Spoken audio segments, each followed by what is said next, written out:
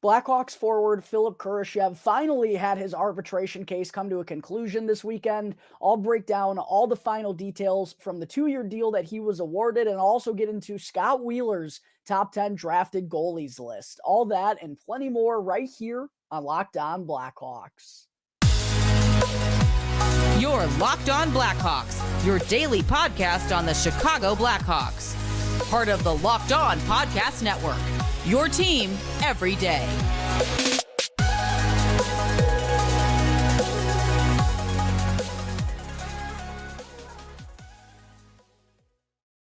What's up, everyone? Welcome on in to another episode of Locked On Blackhawks, part of the Locked On Podcast Network, your team every day. Today is Monday, July 24th. I'm your host, Jack Bushman. As always, go and show me some love on Twitter at Jack Bushman2, or you could also go and follow my Strictly Blackhawks account at Talkin' Hockey for all the latest Blackhawks news and updates. And also just a quick reminder to make sure to go and show some support if you haven't done so already. I know well over 50% of the viewers right now on YouTube are not subscribed to Locked On Blackhawks. What are you doing? It only takes 2 seconds. It won't cost you anything. It really does help me out tremendously. I'm really trying to grow the show right now. And also that way you can get the latest episode as soon as it becomes available each and every day.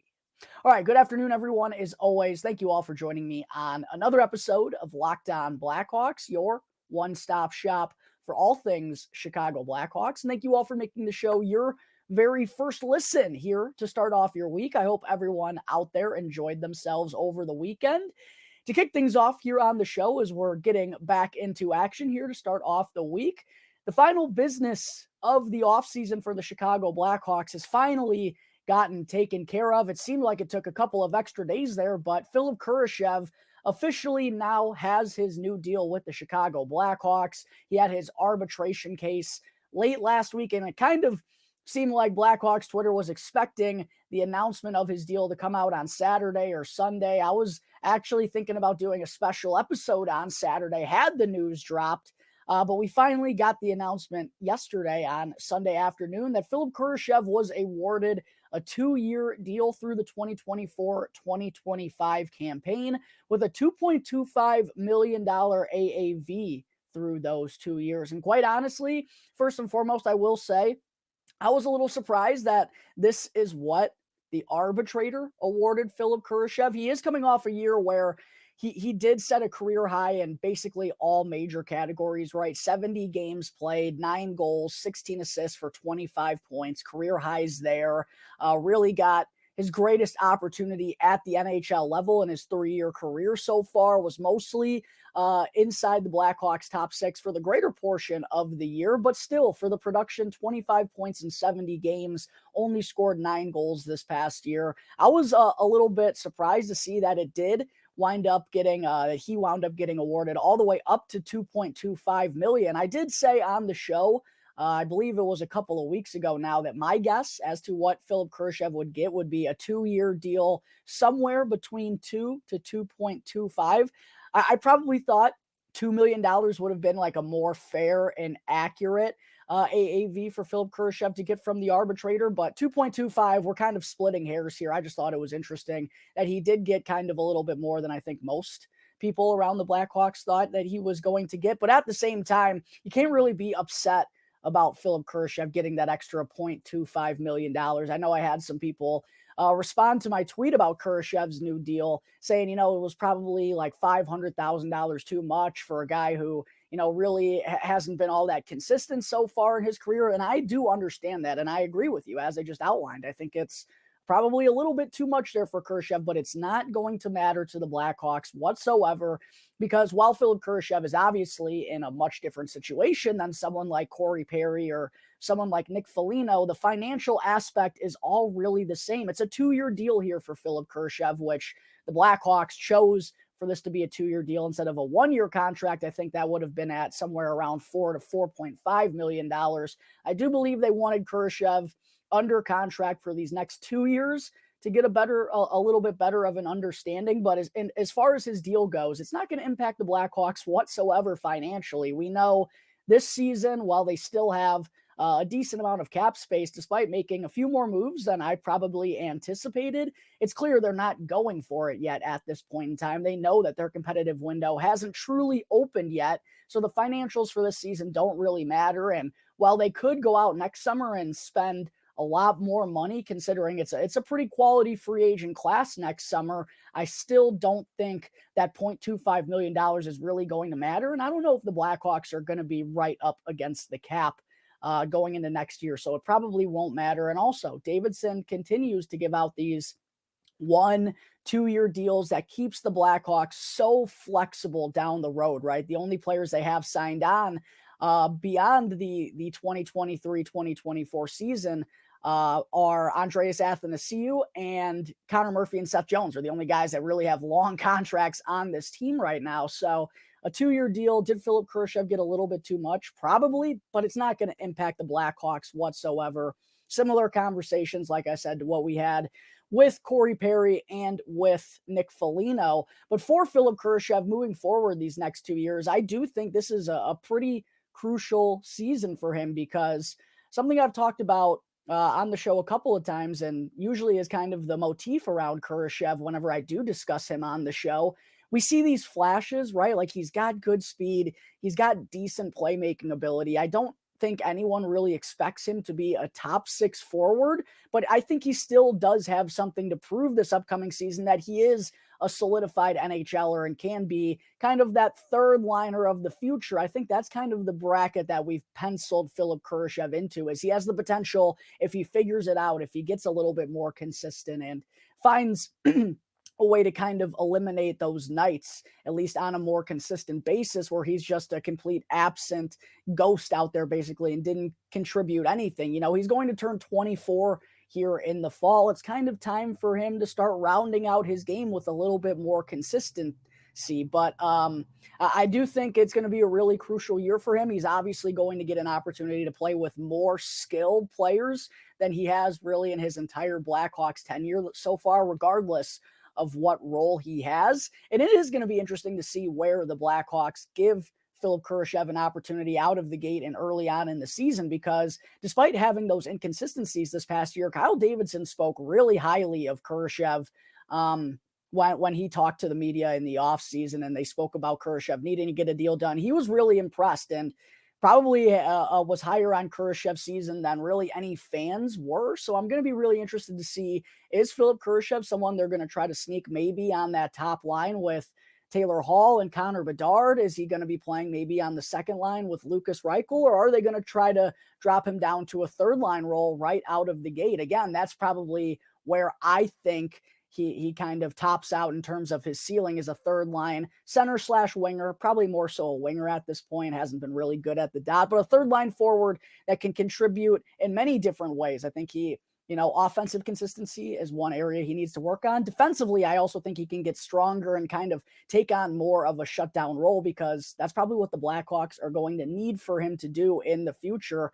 They're looking like they're going to be pretty good on the offensive front with Connor Bedard, Oliver Moore, Lucas Reichel, and a lot of money that I'm sure they're going to spend on forward free agents moving forward in the future. So the final piece of business for the Blackhawks offseason has now finally been taken care of. Philipp Kurashev gets awarded a 2-year deal with a $2.25 million AAV through the 2024-2025 campaign. All right, Blackhawks fans, coming up in just a moment, I'll be going over Scott Wheeler's top 10 drafted goalies list that he dropped last week, which featured 3 Blackhawks netminders. But first, I need to talk to you all about FanDuel. Make your home run trot over to FanDuel and get 10 times your first bet amount in bonus bets up to $200. That's right. Just bet $20 and you'll land $200 in bonus bets, win or lose. That's $200 that you can spend betting everything from the money line to the over-under to who you think is going to hit the first home run, all on an app that's safe, secure, and super easy to use. Plus, when you win, FanDuel pays you out instantly. There's no better place to bet on the MLB than FanDuel, America's #1 sportsbook. So sign up today and visit FanDuel.com/lockedon to get up to $200 in bonus bets, win or lose with your first bet. That's FanDuel.com/lockedon. FanDuel, an official partner of Major League Baseball.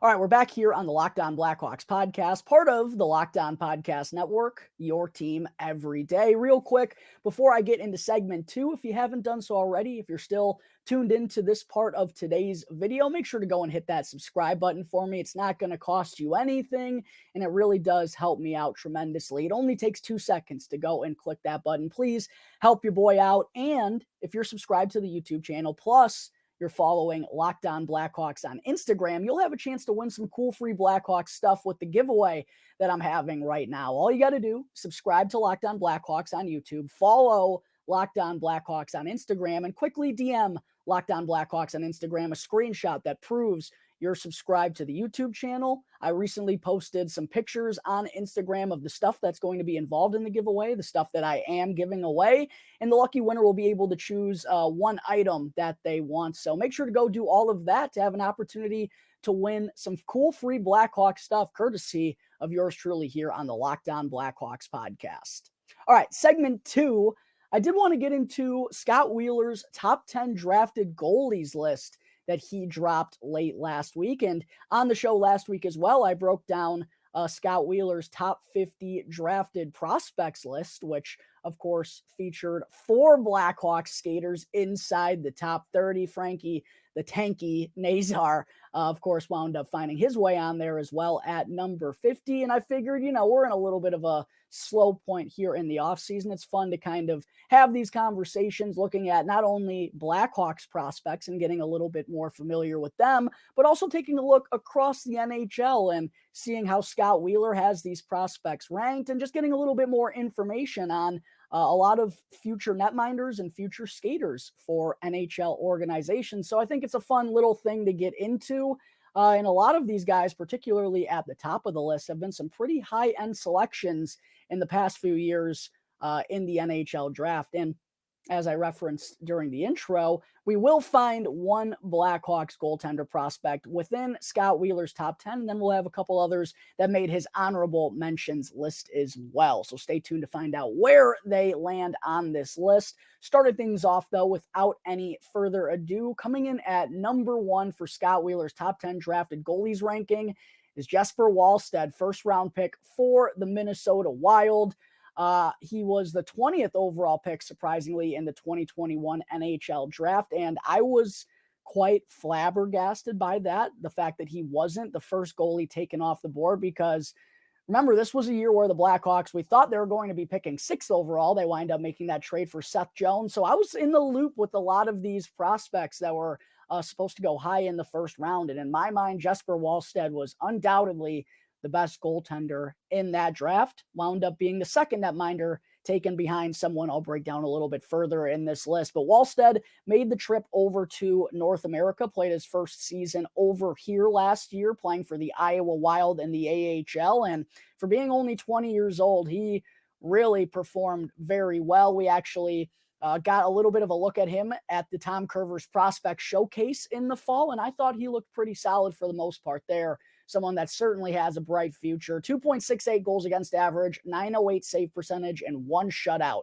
in 38 games with the Iowa Wild last year. I'm not exactly sure if he's going up to the NHL to be the backup or if they're going to leave him there for another year in Iowa. But we're going to be seeing Jesper Wallstedt at the NHL level sometime very soon. That is abundantly clear, and I fully understand why Wheeler had him number 1 on his list. Coming in at number 2, another very intriguing goaltender prospect. This one, though, from the 2020 NHL draft, and that's Yaroslav Askarov from the Nashville Predators. He just turned 21 years old this past year, and kind of like Wallstedt, he actually made the journey over to North America for his first campaign in the States, played for the Milwaukee Admirals of the Central Division in the AHL, and before I go any further, it's going to be some tough sledding for the Blackhawks here in the Central Division, with Jesper Wallstedt as the future netminder for the Wild and Askarov as the future netminder for the Nashville Predators. But it does make for an interesting case, considering UC Saros is obviously playing still at a very high level.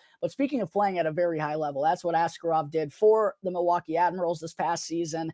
2.69 goals against average, 911 save percentage, and 3 shutouts in 48 games. The former number 11 overall pick in the 2020 draft is giving Jesper Wallstedt a run for his money, I think, here at the top. It's going to be interesting to see if Askarov gets called up to the NHL level at all this year. The Predators do still have UC Saros, of course, as their number 1, and they did bring back Kevin Lankinen, former Blackhawks goaltender, on another 1-year deal to be his backup. Coming in at number 3, we have Devin Levy from the Buffalo Sabres, who has been quite an intriguing prospect, particularly for his opportunities for Team Canada in the past few years. He's still only 21 years old and finished up an absolutely dominant collegiate career with a show-stopping junior campaign with Northeastern. And then he wound up jumping right into the NHL level with the Buffalo Sabres late in the year. And in his first 7 NHL games, he had a 2.94 goals against average and a 905 save percentage. So looking pretty good for Devin Levy, who was actually a draft pick of the Florida Panthers a handful of years ago, but was traded up to Buffalo as part of the Sam Reinhart deal, along with a first-round pick, which looks to be a pretty good deal for Buffalo and the bright future that they have in their prospect pool. Levy comes in at number 3. Dustin Wolf of the Calgary Flames comes in at number 4, another former 7th-round pick way back in 2019. One of the older goalies on this list here at 22 years old, and you might recognize him from being the goaltender for the United States the past couple of years as well. He's been in the Flames organization for the last couple of seasons and played really well for the Stockton Flames, and played really well for the Everett Silvertips of the WHL before making the jump to the professional level. Could see Dustin Wolf up in the NHL for Calgary this upcoming season. At number 5 is the man who I referenced earlier that actually wound up getting drafted ahead of Jesper Wallstedt, and that was big Sebastian Cossa, who the Detroit Red Wings took with the, I didn't write it down. I think it was the 13th overall pick, potentially. I was definitely shocked, though, that Cossa ended up going before Jesper Wallstedt. He did have a fantastic junior career, but it was kind of hard to judge because the team that he played for, the Edmonton Oil Kings, who some of you Blackhawks fans may remember, Jalen Lipin played for that team before getting traded to the Tri-City Americans. They were an absolute juggernaut. Before the Seattle Thunderbirds were a juggernaut this year, that was the Edmonton Oil Kings a couple of years ago. And I think I said last year, a couple of years ago. But Sebastian Cossa was the guy who was backstopping that team. And there are still just a little bit of question marks about his game since they drafted him. He made actually the jump to the professional level last year, but wound up playing mostly in the ECHL, which is a league that's pretty tough to judge goalies because the talent level obviously on the ice is below the AHL level, and that results in the defenseman not being as good. It's just a tough league usually for goalies. So it's tough to accurately gauge where Sebastian Cossa is. He's got the size, but there are still a little bit concerns. And that's why he slides down at number 5, despite being the first goalie off the board in 2020. Fellow Red Wings netminder prospect Trey Augustine comes in at number 6 here, the 3rd goalie off the board in the 2023 NHL draft. I actually had him ranked as the 3rd best goalie from the United States Development Program. Obviously is going to be far away from the NHL level since he just got drafted this year. So it's going to be interesting to see how Augustine continues to develop, but a good 1-2 punch that the Red Wings have in net moving forward with Cossa and Augustine. Michael Hrabal, who I had as the first goalie, had ranked as the first goalie in the 2023 NHL draft, 6'6", wound up being the 2nd goalie off the board because the Blackhawks selected Adam Gajan with the 35th overall pick. But for Hrabal, like a lot of Czechs this past season, made the jump to the United States Hockey League at the midway point of the year, wound up playing for the Omaha Lancers. Really good goalie prospect that I was a little surprised. The Blackhawks, they went and got their guy. I like the pick of Adam Gajan because they stuck to their guts, and I'm sure Kyle Davidson felt great about it. But truthfully, I did have Hrabal ranked ahead of him, and obviously so does Scott Wheeler with him coming in at number 7. At number 8 is Lucas Dostal of the Anaheim Ducks, 3rd-round pick in 2018. He's now 23 years old. Someone we've kind of seen at the NHL level in spurts these last few years. He's played in 23 NHL games over that stretch, but now it seems like it's finally time for him to make that full-time leap for Anaheim this upcoming season. Coming in at number 9 is Pyotr Kochetkov, who I actually saw post a shutout against the Blackhawks early on in this past season. I was really impressed with what I saw from him. And quite honestly, he'd be an NHLer if Carolina just wasn't so deep in net. But there were some Canes fans pushing for him to be in the Calder Trophy race, despite him only playing 29 games and then getting sent back down to the AHL level. But a very good young prospect.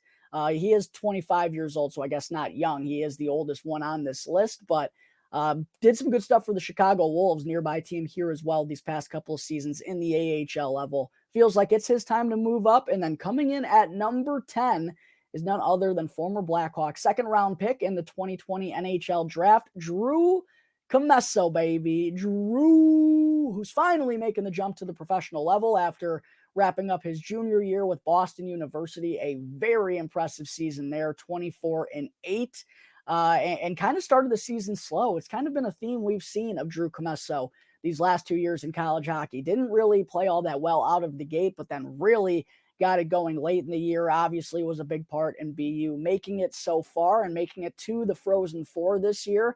But I'm super excited to see what Drew Commesso is going to do with Rockford this upcoming season, because I've been waiting for him the last 3 years.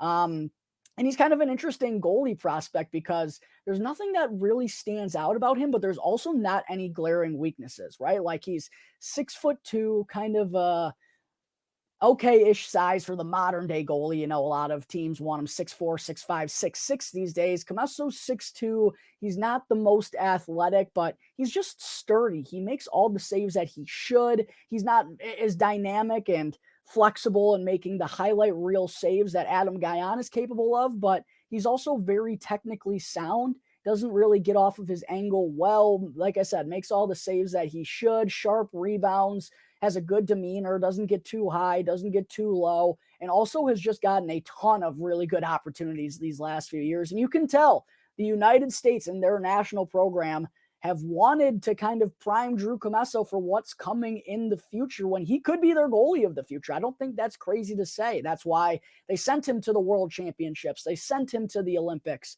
He's got a ton of great experience for a kid that's only I believe 21, 22 years old. I don't have it right in front of me, but super mature, a ton of good experience for his age. I'm really high on Drew Commesso and super excited for what he's going to be in the future. Very crucial season for him coming up. First pro year with the Rockford Ice Hogs. And then outside of the top 10, Scott Wheeler did go on to list off a handful of honorable mentions, and we saw two other Blackhawks goaltenders crack that list, and Arvid Soderblom and Adam Guyon. Guyon, of course, was the first goaltender off the board this year. Super dynamic, really jumped onto the scene with his play at the World Juniors, led the Czech Republic past the United States, did everything in his power to try to take down Connor Bedard in Canada before he scored that highlight reel goal. And then for Arvid Soderblom, I know it wasn't the ending to the season that we wanted, and he wasn't as consistent in Rockford as maybe we had hoped, but it was kind of a tough year for him, having to go up and down and never be in the same spot. I'm still high on Arvid Soderblom, and I'm really excited to see how he's going to fare in the backup role next season. And quite honestly, I kind of expect him to take that job from Peter Mrazek at some point in the campaign if things do go well. So I'm high on both of those Blackhawks goalies as well. And another thing I wanted to kind of mention before we go into segment 3 here, there is a little bit of a goalie logjam for the Chicago Blackhawks right now. Obviously, Adam Guyon isn't going to be going pro for 3 to 4 years, right? He's still going to play in the USHL for the Green Bay Gamblers. Then next year is going to be his freshman season with the University of Minnesota Duluth. I expect him to play at least 3, if not 4 years there. And we honestly see a lot of goalies wind up playing all 4 years of college hockey. Guyon is still a ways away, but it is interesting to see the Blackhawks have Arvid Soderblom, have Drew Commesso making the leap to the pro level next year. And then, of course, Jackson Stauber is someone who didn't really put up very good numbers in the AHL, but in his short stint up in the NHL with the Blackhawks, he looked really solid. I think, the jury's still out on him, but if things go well for Stauber, it's going to make for an interesting dynamic, and it almost feels like someone's going to have to be the odd man out for the Blackhawks goalie group moving forward. Now, at the same time, obviously is probably a welcomed problem for the Blackhawks organization, right? And you don't see many NHL clubs have multiple solid goalie prospects in the organization at the same time. So it's certainly not an issue that you're going to be too upset about, but it's just something to keep an eye on moving forward. Which one of these guys are going to be the Blackhawks goalie of the future? Is it going to be Comesso? Is it going to be Soderblom? Is it going to be Guyon? Is Jackson Stauber going to somehow steal the show? It's going to be a very interesting dynamic to watch in net for the Blackhawks in these next few years of their rebuild. All right, folks, don't go anywhere because coming up in just a moment, I still have to get into my weekly Mailbag Monday fan segment. All right, before I wrap things up, I do want to let you all know about the cool stuff that I have planned for Locked On Blackhawks in these next few weeks. Of course, make sure to go and subscribe to the YouTube channel, smash the like button, comment down below, all that good stuff that helps generate the SEO over to the channel. Also, make sure to follow Locked On Blackhawks on Instagram as well if you want to have a chance to win some cool free stuff in the giveaway that I'm having at this point in time. I'm also obviously starting to break down other teams here in the Central Division. I've already gone over the St. Louis Blues, the Nashville Predators, the Winnipeg Jets. Coming up next, I think I'm going to be taking a look at the Colorado Avalanche. And I'm also going to start having Central Division crossover episodes come out on the channel where I'm having conversations with the other Central Division hosts here on the Locked On Podcast Network. So make sure that you are subscribed to Locked On Blackhawks on YouTube and turn on those notifications so you don't miss out on any of the good stuff that I have planned for these next few weeks. All right, segment 3.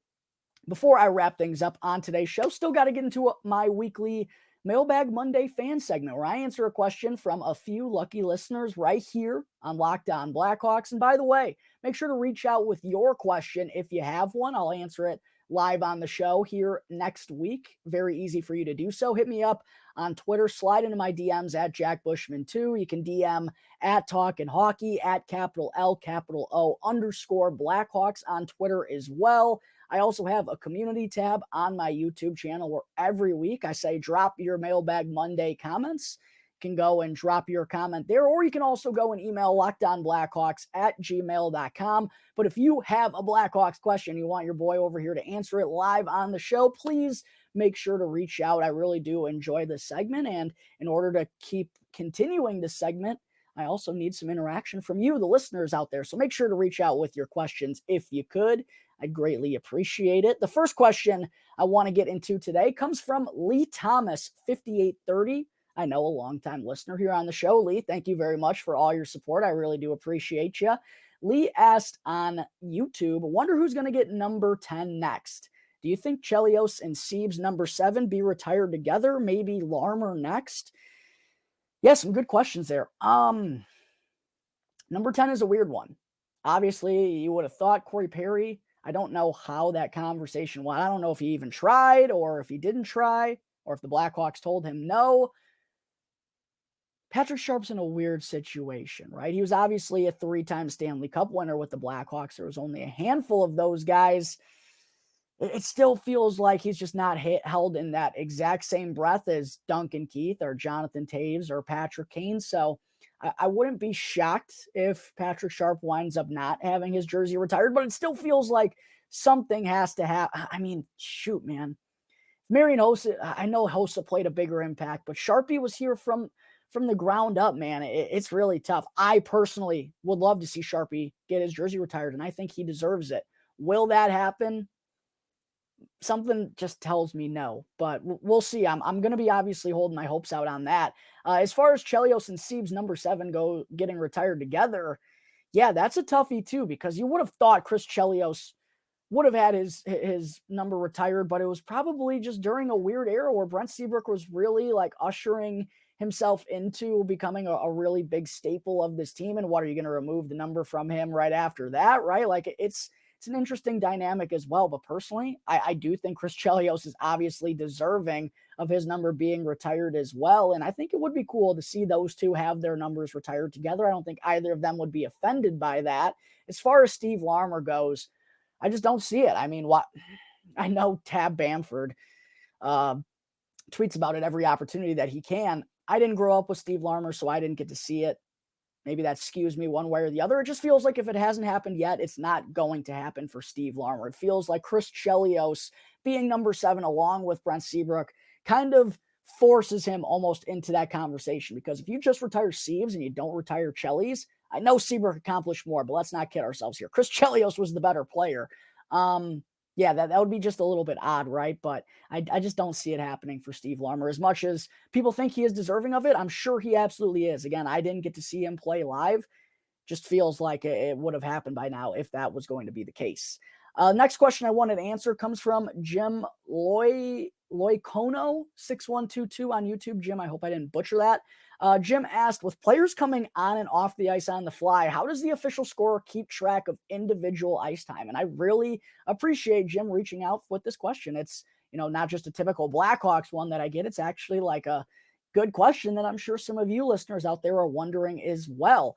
I assumed, so I went and did a little bit more due diligence on this, but of course it's the off the ice officials and the stat keepers who are keeping track of that. And I believe I read there's maybe as many as 20 watching a single game at the same time, with just everything that goes into it, right? Especially in today's era where you can bet on like shots on goal and block shots and hits and stuff like that. Like, you need as many eyes from up in the press box, not on the ice, watching the game as possible in order to keep all the stats properly kept track of and officiated and everything. So yeah, there's also technology today that's helping keep track of something like ice time in particular a little bit easier. But a good question there, Jim. It's the off-ice officials who are all keeping track of that.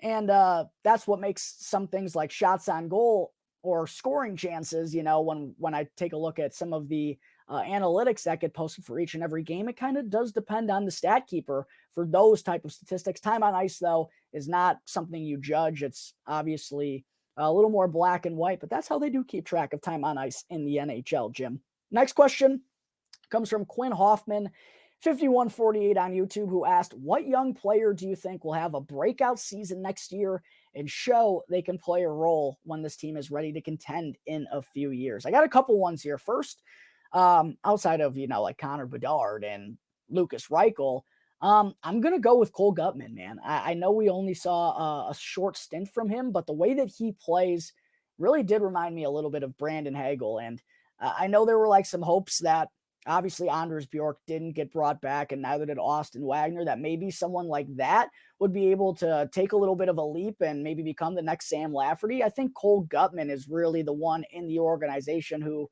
is going to take that next step this upcoming season. I really like his game, and I think he's going to solidify himself as a middle six forward for the Blackhawks there in the rebuild. I have Cole Gutman on the defensive side of things. I don't know if it's under the radar, but I think Isaac Phillips is going to be really sturdy for a long time to come. And he's finally just now starting to really put together how to play with his size. I think once he gets more reps and just gets older and kind of just turns into more of a grown man, I think he's going to be a physical defensive stalwart for the Blackhawks for a long, long time. Last question I get here from Bedard's Burner, which is one of the best YouTube names out there. With the salary cap expected to go up significantly over the coming years, do you expect max contracts to increase as well, or will teams be able to simply afford more max contract players on their rosters? I do expect that the max contract will be going up probably sometime in the next 2 years. It's about time for that to happen, as we've been stuck in this flat cap era where we've kind of seen those max deals, which, to be honest, you don't see very often in hockey like you do in the NBA. There are only a few guys who are truly capable of earning that max deal, but I would assume, again, it's an assumption, I don't know if that's ever a good thing, I would assume the max deals are going to go up as well with more talent coming into the game and just the game generating more money. I think it only makes sense for the max deal to go up as well. So that would be my assumption once we do finally see the Stanley Cup make that leap up past $82.5 million. All right, folks, I think that is going to take care of Monday, July 24th episode of Locked On Blackhawks. As always, thank you all again for tuning into the show, and make sure to go and show some support if you haven't done so already. Go and subscribe to Locked On Blackhawks on YouTube. Go and follow Locked On Blackhawks for free wherever you may be listening to your podcast, and that way you can get the latest episode as soon as it becomes available each and every day. As always, I'm your host, Jack Bushman. Check me out and follow me on Twitter at JackBushman2, or you could also go and check out my strictly Blackhawks account at Talkin' Hockey for all the latest Blackhawks news and updates. So until tomorrow's episode, that's going to do it here for the Locked On Blackhawks podcast, part of the Locked On Podcast Network, your team every day.